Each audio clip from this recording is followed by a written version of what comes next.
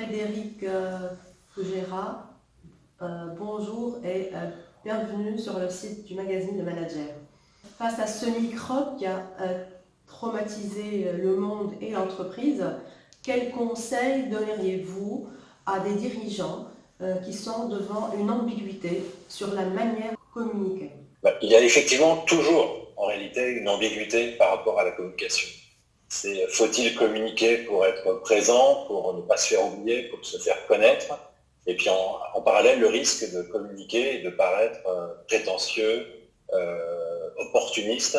Et dans cette période de crise et d'après-crise, nous sommes quand même au milieu de la crise, même si une grosse partie du monde est en train de sortir du confinement, une grosse partie du monde reste dans le déconfinement, donc on est toujours en crise. Il y a par rapport à la communication ce doute sur faut-il communiquer ou ne pas communiquer, et surtout comment ne pas risquer de mal communiquer, quitte à communiquer, autant bien le faire, et donc ne pas paraître opportuniste, ne pas chercher à profiter de la crise, ne pas paraître avoir une communication déplacée vis-à-vis de ces différentes parties prenantes. Donc effectivement, il y a toujours une ambiguïté sur la communication et elle est encore peut-être plus sensible en période de crise. Cette pandémie a mis en avant et a redynamisé le débat autour du rôle social de l'entreprise. Alors, quels prérequis l'entreprise devrait avoir pour capitaliser de la valeur grâce à sa raison d'être? Ce qui doit caractériser la communication dans une période de crise comme celle que le monde vient de vivre, c'est surtout de ne pas chercher à manifester une volonté de faire du profit sur la crise, de profiter de la crise, de profiter des gens, de profiter du malheur des gens. Ça, c'est probablement ce qu'il y a de pire de façon générale, mais encore plus aggravé au moment d'une crise. Et au contraire, la communication elle doit plutôt être là pour rassurer, elle doit faire preuve de proximité, elle doit expliquer les choses, elle doit accompagner les gens dans une période d'incertitude qui est très forte. Et dans cette période d'incertitude, on a besoin de repères, on a besoin d'être rassuré, on a besoin de bases un petit peu solides sur lesquelles s'appuyer pour justement ne pas se sentir toujours plus fragilisé, mais plutôt un peu plus rassuré. Comment, aujourd'hui, dans ce contexte, approcher, je dirais même faire adhérer les clients à sa marque? Ce que je trouve intéressant dans cette période de crise, c'est qu'elle a justement montré quand les entreprises avaient de vraies valeurs. Je préfère parler personnellement d'engagement que de valeurs. Les valeurs, c'est peut-être plus personnel, mais je sais que c'est le terme qui est souvent utilisé par tout le monde. Donc, quelles sont ces vraies valeurs et quelle est sa raison d'être? Et parfois, ces valeurs ou cette raison d'être ne sont pas forcément très sérieuses. Elles ont parfois une connotation uniquement d'outils de communication ou de marketing. Et pendant la crise, en fait, beaucoup d'entreprises ont pu justement réaliser ou montrer ce à quoi elles servaient. Et quand elles ont pu montrer ce à quoi elles servaient, ça veut dire certainement que leur raison d'être était la bonne et qu'elles savent quel est leur rôle qu'elles peuvent jouer dans la société, que ce soit un rôle social, éventuellement un rôle politique, un rôle citoyen. Et quand elles ne savent pas vraiment à quoi elles servent, et probablement elles ont à travailler sur leur raison d'être et peut-être faire un travail plus en profondeur qu'un travail qui se limiterait à de l'affichage, à du marketing ou à une apparence, mais qui ne serait qu'un vernis et qui manquerait de profondeur. Alors, je pense que la façon de communiquer et la façon d'approcher commercialement les clients va effectivement changer. Je pense qu'il va falloir faire preuve de beaucoup plus de simplicité, d'humilité, de transparence, d'authenticité.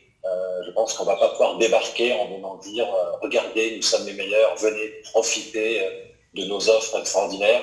Il va falloir donner ou montrer peut-être plus de sens aux activités, plus de sens à la qualité des produits, à leur origine, à leur fabrication, peut-être simplement à leur utilité, au lieu de venir venez consommer inutilement, non, venez consommer utilement, venez consommer durablement. Donc je pense que le sens et la profondeur, le fond dans la communication et dans le marketing va être probablement de plus important par rapport au superficiel ou par rapport aux paillettes. Mais je mets une réserve sur ce que je viens de dire, c'est qu'on ne peut pas considérer que dans tous les pays du monde, dans toutes les géographies, dans tous les niveaux de société, les réactions soient les mêmes et les attentes soient les mêmes. Il y a des pays qui sont beaucoup plus matures sur la protection de leur environnement et qui sont très confortablement installés. Alors ils ont ce qu'on appelle des problèmes de riches. Il y a des pays qui sont moins confortablement installés, qui se développent plus vite, parce qu'ils sont moins en avance. Eux, ils ont des envies de consommer, ils ont envie de de bénéficier de tout ce que les autres plus riches dont tout ce que les autres plus riches ont pu bénéficier.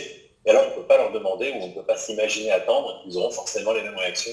Donc je pense qu'il ne faut pas imaginer qu'il y aura une réponse globale à ces questions-là, mais plutôt des réponses locales en fonction des pays, en fonction aussi de la démographie des pays, de l'âge des gens dans des pays où la population est très jeune, probablement que les réactions seront différentes à des pays où la population est plus âgée. Donc il y a probablement cette vision d'une communication et d'une approche de la marque et de l'entreprise plus raisonnable, plus sage, plus mesurée, plus durable. Elle est probablement globale, mais je pense qu'il y aura des réserves et des nuances en fonction de chaque pays, de chaque zone géographique, et donc de l'attente des populations qui constituent ces pays. Après cette période de confinement, pouvons-nous dire que demain, l'événementiel va connaître un déclin? Je ne pense pas que nous soyons aujourd'hui sur le déclin de l'événementiel, en tout cas pas demain. Aujourd'hui, oui, parce qu'il y a des interdictions, il y a des obligations de distanciation. Il y aura peut-être dans les temps à venir une relative crainte de la proximité de l'autre, mais je ne pense pas que l'événementiel a de si mauvais jours face à lui, parce que le digital c'est extraordinaire, le digital permet beaucoup de choses, le digital permet de faire des choses très rapidement, de faire des choses très peu onéreuses, mais ça ne remplace jamais l'humain. Derrière le digital, il faudra toujours qu'il y ait de l'humain. L'événementiel, c'est généralement basé sur l'humain, sur la rencontre, sur le partage humain, sur la fête. On peut faire un pot virtuel sur Internet, mais c'est pas la même chose que de boire un thé ou de boire un verre de vin avec des amis. Donc je pense que l'événementiel va souffrir, a énormément souffert pendant cette période et va souffrir pendant un temps. Mais je pense que c'est un secteur qui devrait se rétablir, qui va peut-être devoir se renouveler, se réinventer en partie. Mais je ne pense pas qu'on puisse se priver de rencontrer les autres, d'avoir des échanges chaleureux, amicaux, humains avec les autres, et que nous allons passer notre vie derrière un écran de smartphone, de tablette ou d'ordinateur. En tout cas, je ne le souhaite pas. À la fin, je voudrais vous demander quelles seraient les qualités d'un bon communicant. Je pense que les qualités qui font un bon communicant sont nombreuses et ne sont peut-être pas faciles à résumer, mais je pense assurément qu'il faut avoir du sens politique, il faut savoir faire preuve de discernement, il faut être très à l'écoute, très observateur, il faut probablement être très créatif, il faut aussi être organisé. Donc c'est parfois des qualités qui peuvent être ambiguës ou contradictoires, plus contradictoires d'ailleurs. Mais voilà, c'est ce mélange d'ouverture, de curiosité, de regard, d'intérêt vers l'autre, mais aussi d'organisation, de respect de procédure, de réglementation. Ce sont toutes ces qualités qui peuvent faire un bon communicant.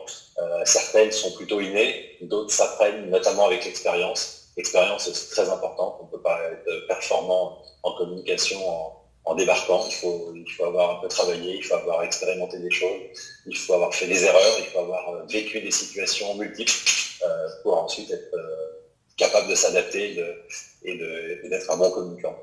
Ça me semble être la bonne formule.